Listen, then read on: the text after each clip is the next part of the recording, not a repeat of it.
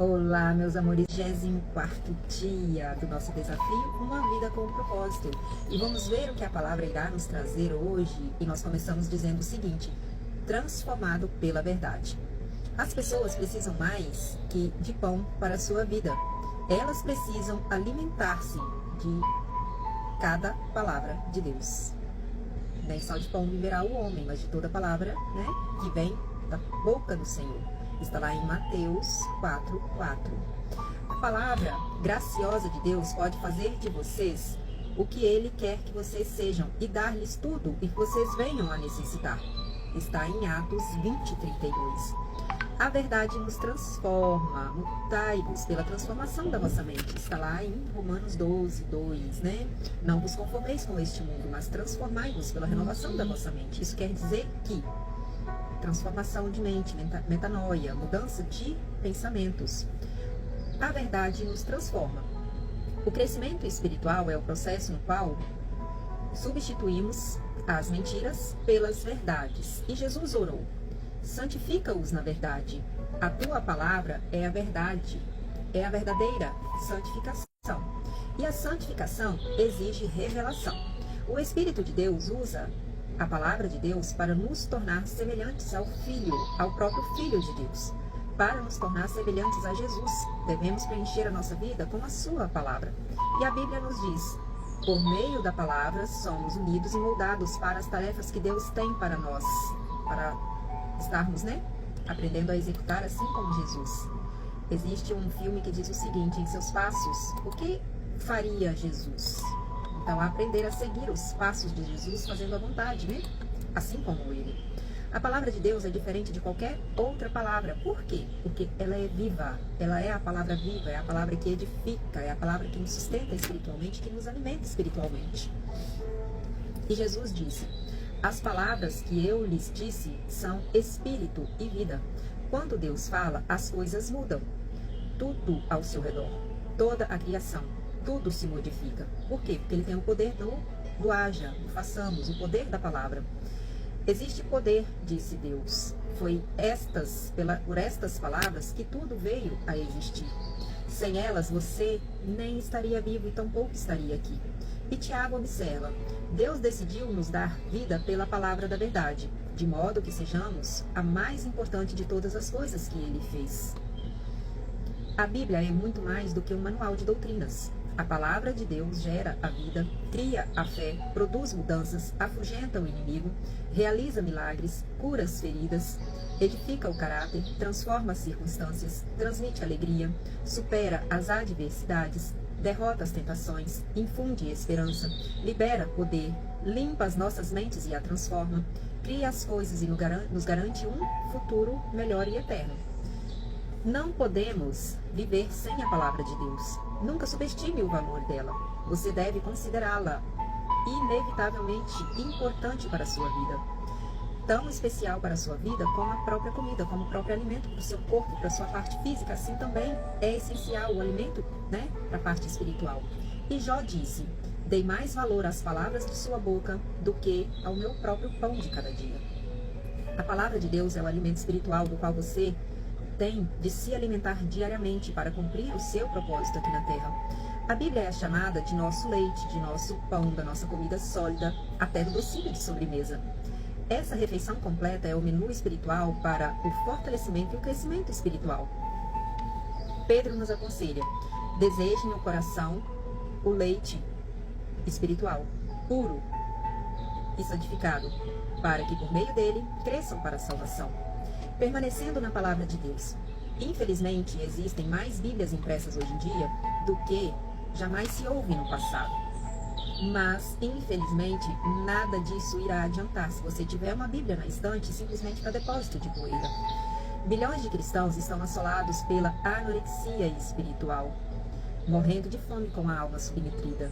A anorexia é uma doença gravíssima que leva a óbito. Por quê? Porque ela é uma doença que acomete, o enfermo, a pessoa que é acometida de uma anorexia, como doença em si.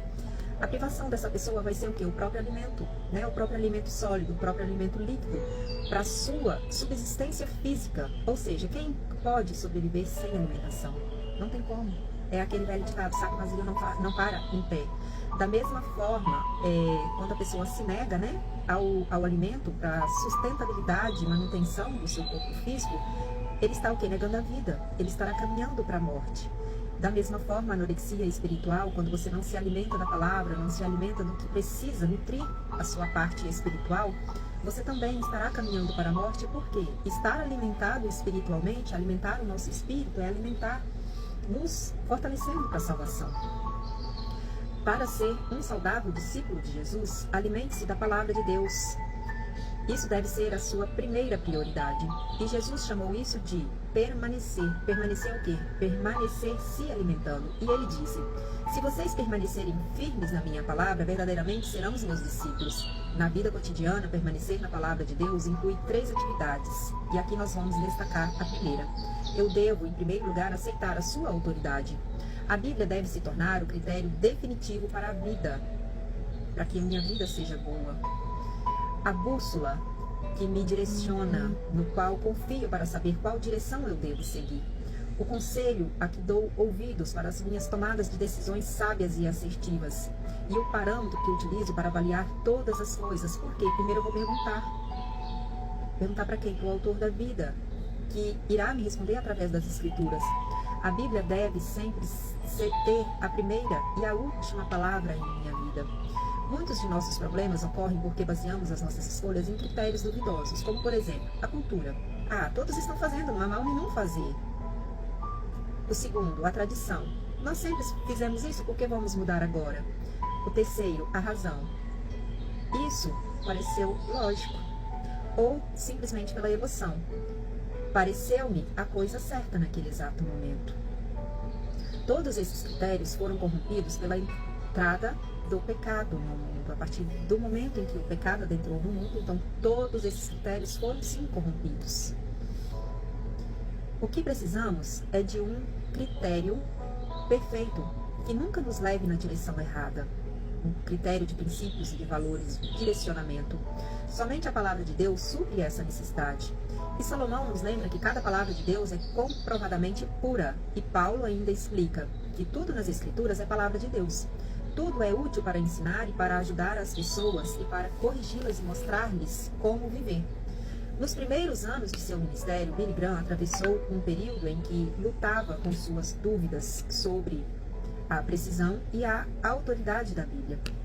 Em uma noite enluarada, ele caiu simplesmente de joelhos e clamou ao Senhor, clamando a Deus. E a despeito das passagens confusas que ele ainda não compreendia, daquele ponto em diante, ele confiaria completamente no que estava descrito na Bíblia, como a única autoridade para a sua vida e para o seu ministério ir adiante. Daquele dia em diante, a vida de Billy Graham foi abençoada com extraordinário poder e eficácia, porque ele estava sendo direcionado pela verdade, nem pela palavra da verdade. A decisão mais importante que você pode tomar hoje é definir o critério definitivo para a sua vida. É no momento de uma decisão que uma vida muda.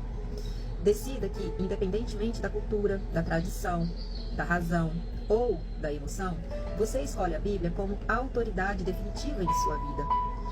Estabeleça que, antes de tudo, você vai perguntar a ela: o que a Bíblia diz a respeito disso que eu preciso fazer, sobre essa decisão que eu preciso tomar? E depois sim, tome a decisão, porque você vai estar sendo direcionado pelo Espírito que habita em você. Determine que, quando Deus mandar fazer alguma coisa, você confiará em sua palavra e seguirá em frente. Quer faça sentido para você, quer não faça. E, independentemente da sua vontade, você estará sendo direcionado por aquele que sabe o que é melhor para você.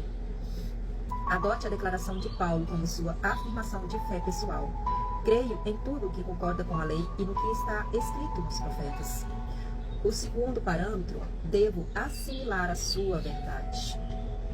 Não basta acreditar na Bíblia, devo preencher a minha mente com ela. É o alimento diário. É o alimento diário.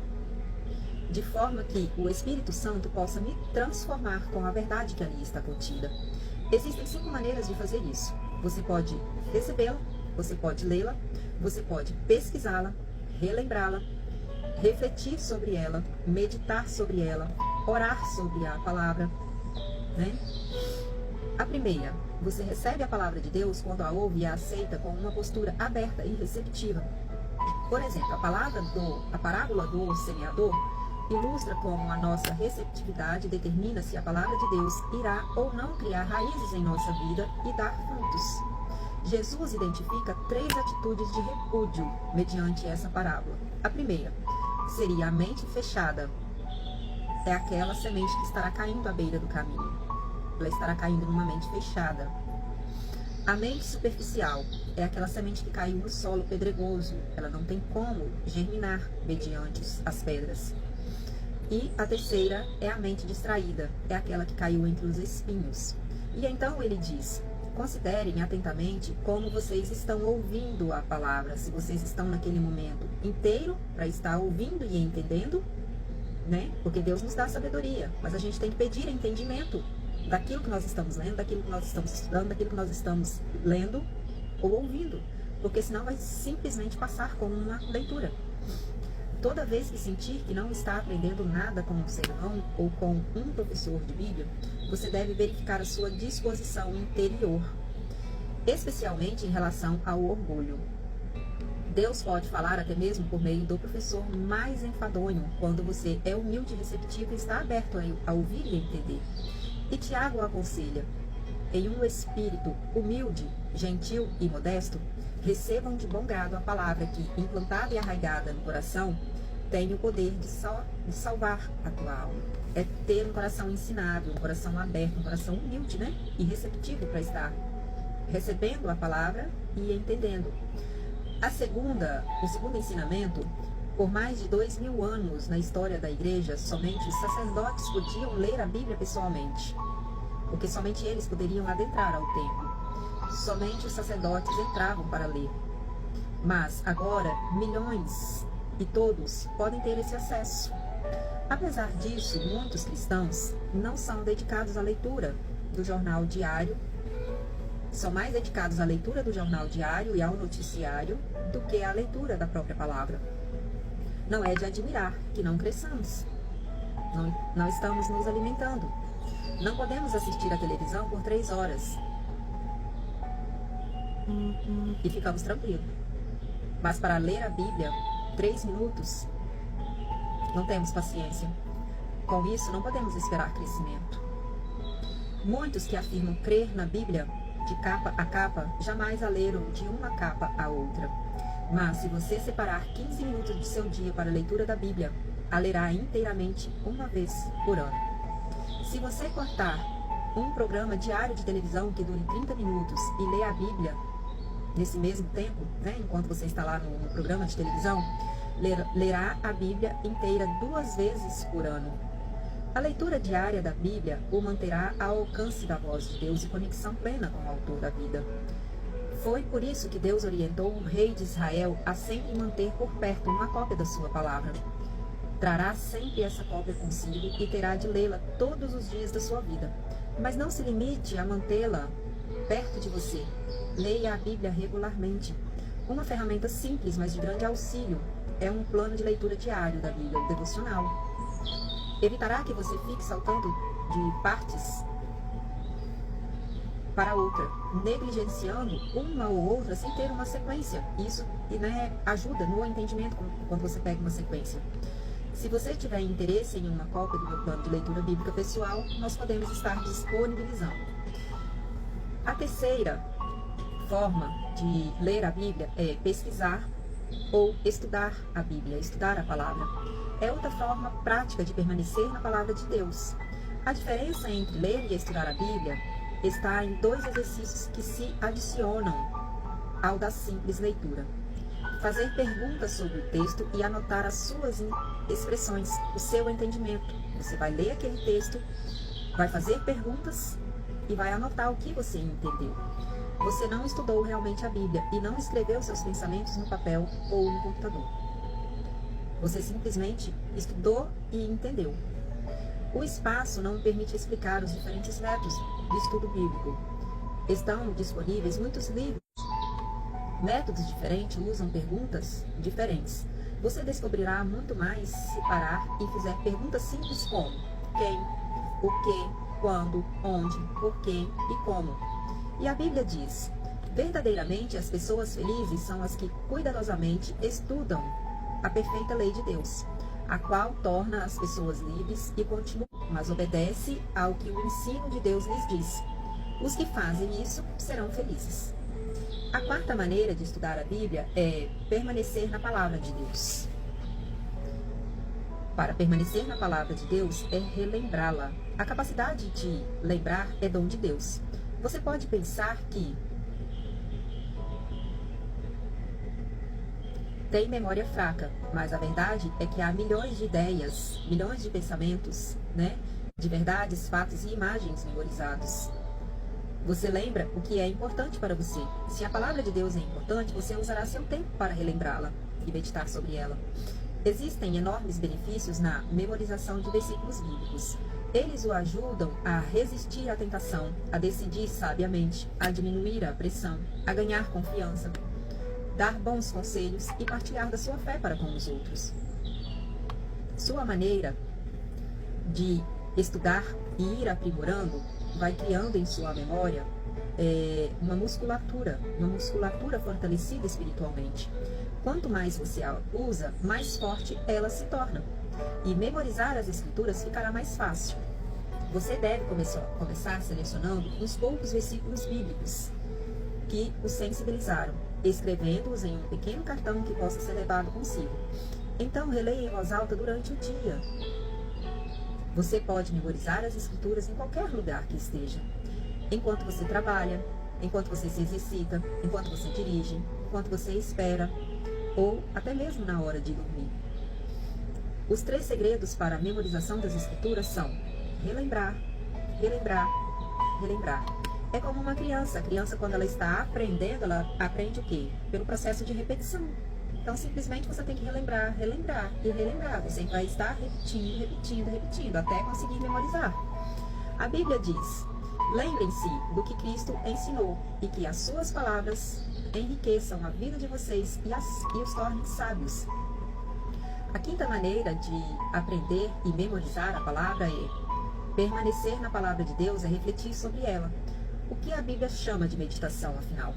Para muitos, a ideia de meditar evoca imagens de alguém esvaziando a mente e deixando-a vaguear. Isso é exatamente o oposto da meditação bíblica.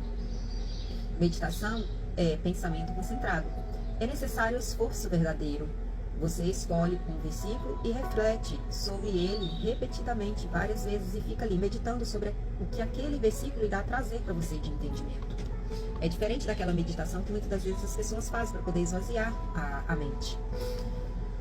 Como já foi dito, se você sabe se preocupar, já sabe meditar. Preocupação é o pensamento concentrado em algo negativo. A meditação é o mesmo, porém voltado para a palavra que será o algo positivo. Porque é a palavra de Deus e não para os problemas que te afligem. Não há outro hábito que seja tão eficaz na transformação de vida ou em torná-lo mais semelhante a Jesus do que a reflexão diária das Escrituras. À medida que utilizamos o nosso tempo para contemplar a verdade de Deus, realmente nos espelhando no exemplo de Cristo, somos segundo a sua imagem, transformados com glória cada vez maior. Se você pesquisar todas as vezes que Deus fala sobre meditação na Bíblia, ficará maravilhado com os benefícios que ele prometeu aos que parassem para refletir a sua palavra durante o dia. Um dos motivos pelos quais Deus chamou Davi o homem segundo o coração de Deus, porque Davi é o único homem citado na Bíblia como o homem segundo o coração de Deus. Como eu amo a tua lei, disse Davi. Medito nela o dia inteiro. Refletir seriamente na verdade de Deus é a chave para ter as orações respondidas e o segredo para uma vida bem-sucedida. O terceiro ponto seria: devo aplicar os seus princípios. A Bíblia é cheia de princípios e valores. Podemos receber, ler, pesquisar, relembrar e refletir na palavra de Deus. Mas tudo será inútil se falharmos em pô-la. Esse é o passo mais difícil de todos, porque o inimigo combate com uma intensidade absurda. Ele não se importa que você frequente estudos bíblicos, contanto que não faça nada com o que aprendeu. Enganamos a nós mesmos quando presumimos que, apenas por termos ouvido, lido ou estudado a verdade, nós já o assimilamos. Na verdade, você pode estar tão ocupado indo para a próxima aula, para o próximo seminário ou conferência bíblica, que não tem tempo de pôr em prática o que aprendeu anteriormente. Você esquece o que aprendeu a caminho no próximo estudo. Se não o pormos em prática, qualquer estudo bíblico se torna inútil. E disse Jesus: portanto, quem ouve estas minhas palavras e as pratica é como um homem prudente que construiu a sua casa sobre a rocha. E Jesus também destacou que as bênçãos de Deus vêm de obedecer à sua verdade, e não apenas de conhecê-la, tem que pô-la em prática. E ele disse: agora que vocês sabem estas coisas, felizes serão os que a praticarem. Outra razão que nos faz evitar a aplicação pessoal da palavra de Deus é a possibilidade de isso ser difícil, ao mesmo tempo doloroso. A verdade irá libertá-lo, mas a princípio poderá deixá-lo infeliz. A palavra de Deus expõe as nossas motivações, aponta as nossas falhas, repreende o nosso pecado e espera que nos transformemos. Mas transformar dói, porque a mente está no comodismo, na zona de conforto. E tudo que é novo exige muito esforço. E a mente quer o quê? Evitar a dor, porque esforço automaticamente irá gerar dor, né? Você estará entrando em contato. Faz parte da natureza humana resistir às mudanças. Então, aplicar a palavra de Deus é uma tarefa bem árdua e bem difícil. Não é fácil seguir a Cristo. Por isso, é tão importante discutir as aplicações pessoais com outras pessoas. Não há como enfatizar suficientemente o valor de fazer parte de um pequeno grupo de estudos bíblicos.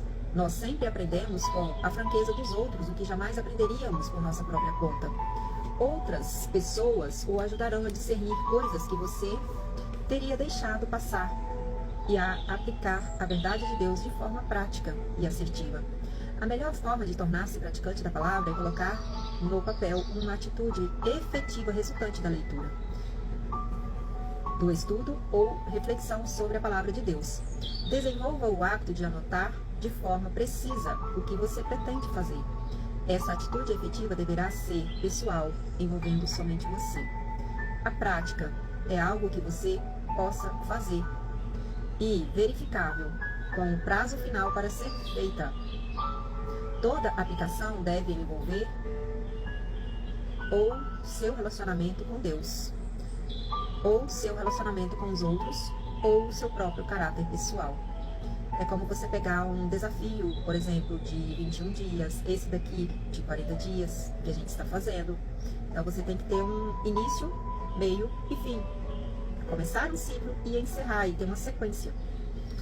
Antes de ler o próximo capítulo, passe algum tempo pensando sobre esta questão. O que Deus já falou para você fazer por meio da sua palavra que você ainda não começou a fazê-la? Então escreva algumas instruções práticas que o ajudarão a agir no que você já estabeleceu. Você pode contar a um amigo para que ele possa acompanhá-lo. A Bíblia não nos foi dada para aumentar o nosso conhecimento, mas sim para transformar a nossa vida, para nos trazer mudança de mentalidade. Um tema para reflexão: a verdade me transforma. E um versículo para memorizar: se vocês permanecerem firmes na minha palavra, verdadeiramente serão os meus discípulos e conhecerão a verdade, e a verdade vos libertará. Está lá em João 8:31-32, da Bíblia KJV. Uma pergunta para reflexão: o que Deus já me disse na sua palavra que ainda não comecei a fazer? Ou o que eu mesmo já me prometi que ia começar a fazer e ainda não comecei? Porque sim, quantos planos, quantos projetos a gente se propõe a fazer e não prossegue, e não continua, começa, para pelas metades, né? E não conclui. Todo ciclo não concluído gera pendências, Então é preciso, muitas das vezes, olhar o que eu comecei, o que eu propus, que eu não concluí. Então olhe, se você não for capaz de concluir, mas olhe e agradeça pelo que você fez e se proponha a começar e encerrar os próximos ciclos que você se dispor a começar. Eu teve uma época que eu me propus a fazer 21 dias de jejum, oração, meditação da palavra, e confesso, no início foi bem difícil. Porque é difícil, a nossa mente não quer uma sequência, ela quer te manter ali na zona de conforto. Então esse aqui dos 40 dias, assim, foi um propósito lançado principalmente para mim. Esse propósito aqui é meu, de ter essa sequência, de estar aqui, e graças a Deus já estamos no 24º dia e chegaremos lá para a honra e glória do Senhor ao 40, se Deus quiser. Um beijo no coração, pense, reflita, que Deus abençoe o seu dia, que Deus abençoe a sua família. Até breve, um beijo no coração, que Deus abençoe o seu dia. Fique com Deus.